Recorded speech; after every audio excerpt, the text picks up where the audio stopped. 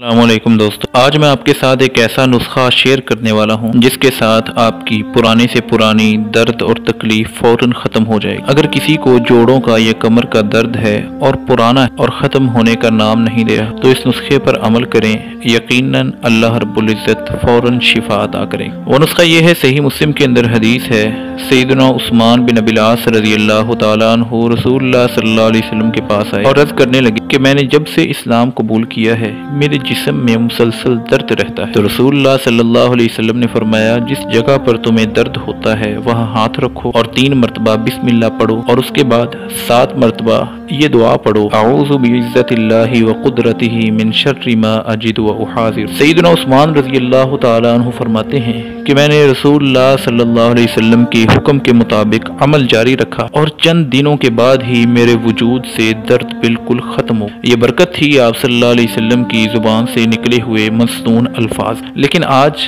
ہم دعائیں بھی پڑھتے ہیں، دعائیں مانگتے بھی ہیں، اولیاء سے کرواتے بھی ہیں، لیکن ہماری بیماریاں دور نہیں ہوتی۔ اس کی 2 وجہ ہیں کہ ہمیں